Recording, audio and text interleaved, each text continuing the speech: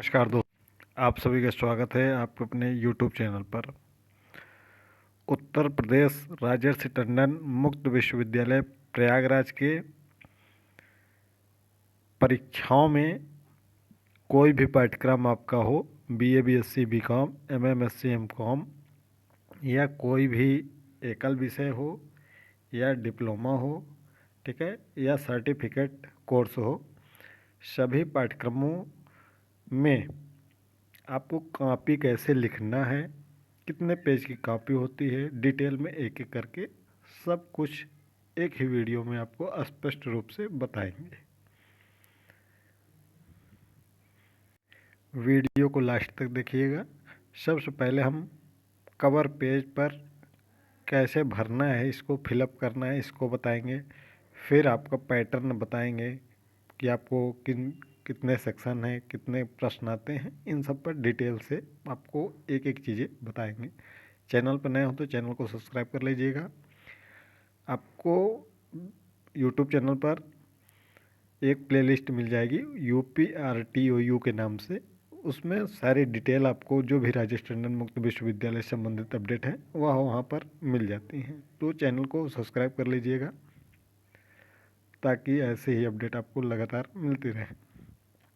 आपको first page fill up करने के लिए एडमिट कार्ड की आवश्यकता होगी, जहाँ पर सभी चीज़ें आपकी स्पष्ट रूप से लिखी रहती हैं, वही आपको वहाँ पर फिल करना रहता है। जैसे प्रोग्राम कोड है, स्टडी सेंटर कोड है, एग्ज़ाम सेंटर कोड है, पेपर नंबर है, पेपर कोड है, ठीक है। एक एक चीज़ें, ये जितनी चीज़ें हमने बता दी हैं इसको आप पहले देख लीजिएगा ताकि आपको इसमें फॉर्म फिलअप करने में आसानी हो। प्रश्न पत्र का कोड देखेंगे, 2 भाग में यह आपको फिलअप करना रहेगा, भाग 1 भाग 2। यहाँ पर आपको परीक्षा सत्र अगर जून है तो जून करना है, दिसंबर है तो दिसंबर करना है। प्रश्न पत्र कोड फिल करना है, फिर प्रश्न पत्र का शीर्षक, परीक्षा की तिथि, दिन, पाली, प्रथम पाली या द्वितीय पाली या तृतीय पाली, इसको फिल कर देना है। प्रश्न पत्र कोड आपका ये है, पेपर कोड आपका, ठीक है, ये फिल करना है, पेपर कोड आपका है ये। उसके बाद शीर्षक आपका आपके पेपर में लिखा होगा क्या प्रश्न पत्र का शीर्षक है, परीक्षा की तिथि, जिस तिथि पर आप परीक्षा देने जाएंगे, दिन, ठीक है। इसको इसमें फर्स्ट पेज में इतना चीज़ें केवल भरेंगे, बाकी चीज़ें आपके परीक्षक या जो कॉपियों को मूल्यांकन करेंगे वो फिलअप करेंगे। उसके बाद आप भाग 2 में आएंगे, यहाँ भी जून दिसंबर, उसके बाद सत्र अपना 2024-2025 जो भी रहेगा इसको फिलअप करेंगे। नामांकन संख्या आपके एडमिट कार्ड पर लिखी हुई है, उसको शब्दों में लिखेंगे। फिर तिथि, समय लिखेंगे, पाली लिखेंगे। यदि आपका प्रश्न पत्र में बैक लगा है तो इसको गोला कर देंगे। उसके बाद अनुक्रमांक अंकों में लिखेंगे अपना, आपके एडमिट कार्ड में लिखा हुआ है, उसके नीचे जो भी गोला काला करना होगा उसको करेंगे। जैसे आपका रोल नंबर अगर 1 2 3 ऐसे करके है तो इसको 1 को रंगेंगे, फिर 2 को रंगेंगे, फिर 3 को रंगेंगे, ठीक है, ऐसे फिलअप करेंगे। उसके बाद फिर से यहाँ पर प्रश्न पत्र कोड लिखेंगे, आपको पहले बताया प्रश्न पत्र कोड। उसका प्रश्न पत्र का शीर्षक, कोड हमेशा बदलता रहेगा, हर प्रश्न पत्र में शीर्षक भी बदलता रहेगा, फिर ठीक है। फिर प्रश्न पत्र कोड यहाँ पर फिल करना है, फिर परीक्षा केंद्र कोड फिल करना है, फिर अध्ययन केंद्र कोड फिल करना है। अगर आपका अध्ययन केंद्र और परीक्षा केंद्र दोनों एक ही है तो दोनों सेम रहेगा। अगर आपका सेंटर अन्यत्र कहीं गया है जहाँ पर आपने प्रवेश लिया है तो आपको अलग अलग दोनों को फिल करना है, आपके एडमिट कार्ड में मेंशन होगा। उसके बाद आपको नीचे जो गोला है उसको रंग देना है उसके अनुसार, ठीक है। इतनी चीज़ें आप कर लेंगे क्योंकि आप ग्रेजुएशन या PG कर रहे हैं तो इतनी चीज़ें तो जान ही जाएंगे। तो चलिए अब आगे बताते हैं कि कितने सेक्शन में प्रश्न पत्र रहेंगे। कोई भी पाठ्यक्रम हो आपका, सेक्शन 2 सेक्शन में आपके प्रश्न पत्र रहेंगे, सेक्शन A और सेक्शन B, ठीक है। एक एक करके बहुत आराम से वीडियो को थोड़ा सा अच्छे से कवर करेंगे एक एक चीज़ें। जो आपका खंड A होगा वह 20 अंक का होगा। कुल खंड ही 20 अंक का होगा, जिसमें कुल आपको 5 प्रश्न अटेम्प्ट करने रहेंगे। ध्यान से यहाँ समझिएगा, कुल प्रश्न 10 रहेंगे, 10 में से 5 हल करने हैं। लेकिन इसको ध्यान से थोड़ा समझ लीजिएगा, हर 2 प्रश्न में 1 प्रश्न आपको अटेम्प्ट करना है। जैसे आपका खंड आ में प्रश्नोत्तर नंबर 1 में 1 प्रश्न लिखा रहेगा, फिर और या अथवा फिर 1 प्रश्न लिखा रहेगा। ठीक है, तो इन दोनों प्रश्नों में से आपको 1 प्रश्न हल करना है। ऐसा नहीं है कि आपको कुल 10 प्रश्न में से 5 प्रश्न हल करना, ऐसा नहीं करना है। ये हर प्रश्न में आपका 1 अथवा प्रश्न रहेगा, यानी कि 1 प्रश्न में 2 प्रश्न रहेंगे।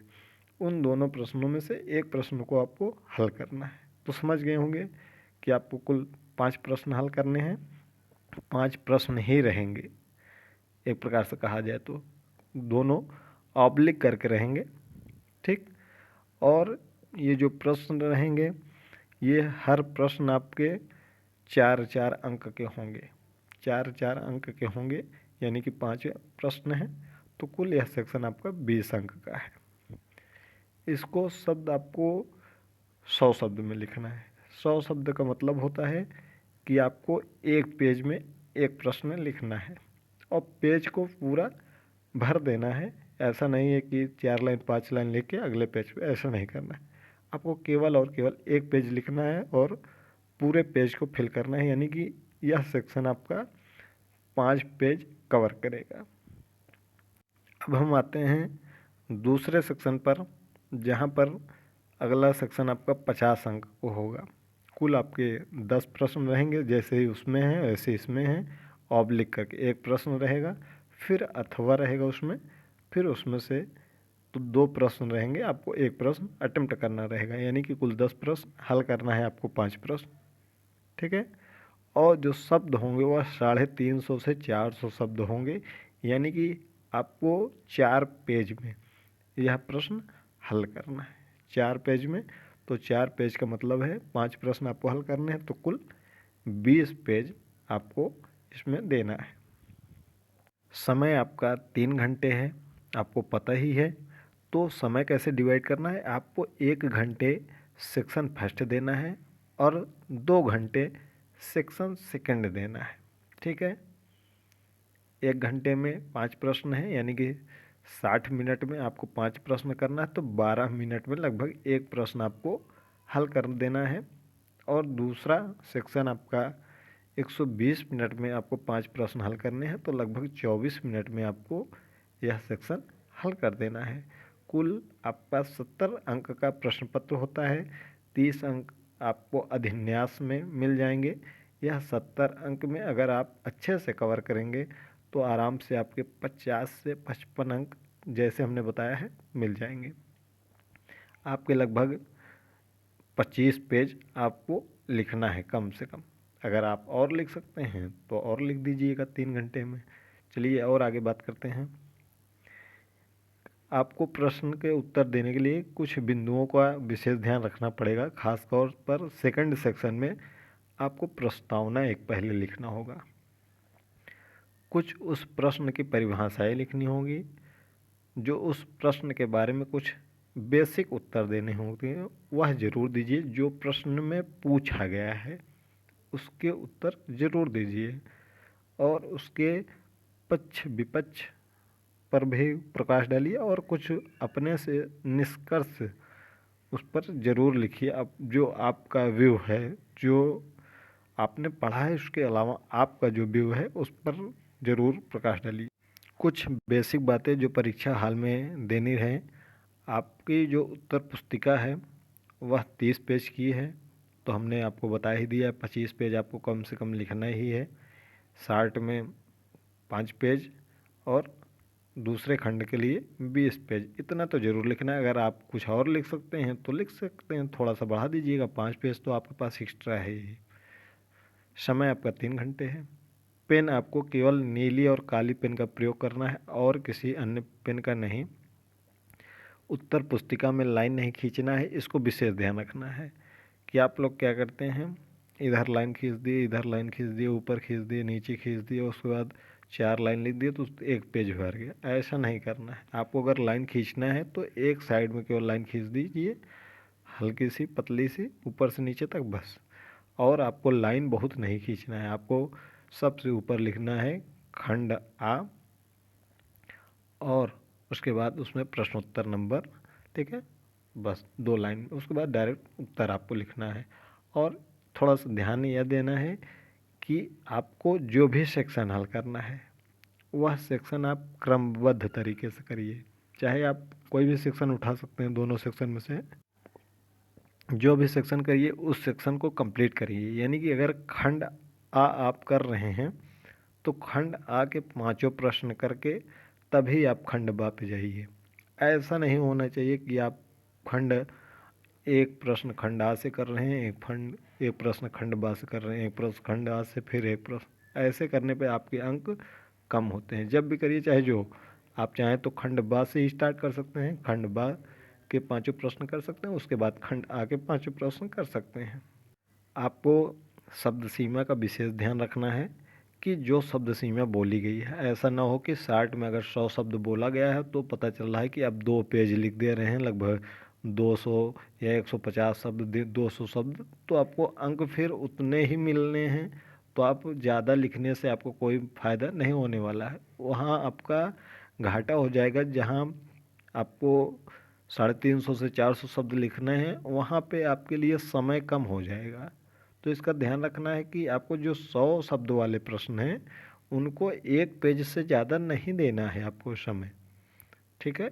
एक पेज बहुत होते हैं, क्योंकि आपको समय को भी विशेष ध्यान रखना है। दूसरा है भाषा। आप हिंदी या अंग्रेजी दोनों भाषाओं में से जो भी आपको सुविधाजनक लगे आप उस भाषा का प्रयोग करके लिख सकते हैं। आप चाहें तो हिंदी में लिखिए, चाहें तो अंग्रेजी में लिख सकते हैं, जिसमें भी आप सुविधाजनक हो।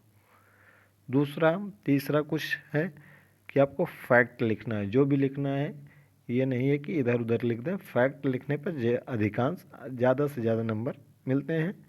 आगे है, आपको लिखावट पर विशेष ध्यान रखना है कि ऐसा लिखें कि जो भी आपका कापियों को मूल्यांकन करे, उत्तर पुस्तिकाओं को मूल्यांकन करे, जो भी प्रोफेसर वगैरह, वो आपकी कापियाँ अच्छी तरीके से पढ़ सकें, समझ सकें आपके शब्दों को, आपके लिखावट को। तारतम्य होना चाहिए आपका उत्तर। तारतम्य का मतलब है, अगर आप खंड आ स्टार्ट कर रहे हैं तो खंड आ में पहला प्रश्न पहले करिए, फिर दूसरा करिए। इस तरीके से करने से ज़्यादा आपको मार्क्स अधिक मिलने की संभावना रहती है। वैसे आप खंड एक उठा सकते हैं, खंड में से कोई भी प्रश्न आगे पीछे कर सकते हैं, लेकिन विशेष ध्यान रखेंगे, अगर क्रमबद्ध तरीके से करेंगे तो आपको मैक्सिमम टू मैक्सिमम अंक मिलेंगे। क्योंकि इसमें आपके प्रोफेसर्स को जो कापियों का मूल्यांकन करेंगे, यहाँ पर उनको ला के नंबर भी लिखना होता है। यदि आप क्रम से लिखेंगे तो उनको लिखने में भी सुविधा होती है, ऐड करने में सुविधा होती है, तो वह अधिक से अधिक अंक आपको देंगे। एक बात और ध्यान रखनी है कि सभी प्रश्नों का उत्तर दीजिए। ऐसा ना हो कि हम समय नहीं बचा, खंड बा में पहुँचे थे, 5 प्रश्न करने थे तो हम 3 ही प्रश्न कर सके हैं, 2 प्रश्न छूट गए। ऐसा होने पर आपके अंक बहुत ही कम हो जाएंगे। क्यों? अगर ध्यान दीजिएगा, सुनिएगा ध्यान से इसको। अगर खंड बा में आप पहुँचे हैं, आप मान लीजिए कि आप 2 प्रश्न कर चुके हैं, 3 प्रश्न बचे हैं और आपके पास समय है 40 मिनट का, या आप मान लीजिए आपके पास 30 ही मिनट का है, तो आप ऐसे कंडीशन बता रहे हैं, अगर आपके पास 30 ही मिनट बचे हैं और 3 प्रश्न बचे हैं लॉन्ग वाले, तो आप तीनों प्रश्नों को लिखिए 10-10 मिनट। ऐसा मत करिए कि एक ही प्रश्न आप लिख रहे हैं और 2 प्रश्न छूट जाएगा, तो इससे बहुत अंक डिफेक्ट होता है। कैसे? आपके 10-10 अंक के हैं 3 प्रश्न, अगर आपने तीनों को बराबर बराबर थोड़ा सा समय दे दिया, अगर समय नहीं बचा है तब के लिए बता रहे हैं, तो आपको इसमें 4-4 अंक तो ज़रूर ही मिल जाएंगे। तो ये आपके 12 अंक हो गए। लेकिन आपने एक ही प्रश्न का उत्तर दिया, तो अगर उसको चाहे जितना आप लिखेंगे, 7 नंबर 8 नंबर, तो आपका कितना नुकसान हुआ? 4 से 5 नंबर का नुकसान हो जाता है। तो ध्यान दीजिएगा कि कोई प्रश्न छूटने न पाए। जैसा भी समय बचे वैसे समय मैनेज करके कंप्लीट करिएगा। अगर और हर प्रश्न एक नए पेज से स्टार्ट होना चाहिए। ऐसा नहीं है कि एक प्रश्न यहाँ ख़त्म हुआ तो यहाँ पर फिर प्रश्नोत्तर नंबर, ऐसा नहीं होना चाहिए। आप नए हर प्रश्न नए पेज से प्रारंभ करिए। जैसे आपका लॉन्ग अगर 4 पेज आप लिख लिए हैं, अगर चाह रहे हैं कि उसको हम 5 पेज में कर दें, तो आप 5वें पेज पर ले जाकर वहाँ पर 2 से 3 लाइन लिख कर उसको छोड़ दीजिए। फिर अगले पेज से, नए पेज से अगला प्रश्न स्टार्ट करिए। फिर अगर आपके पास समय बचेगा तो इस पेज पर आकर फिर आप लिख सकते हैं। ठीक है। और अगला पॉइंट है हेडिंग व ग्राफ पर ज़्यादा से ज़्यादा ध्यान दीजिए।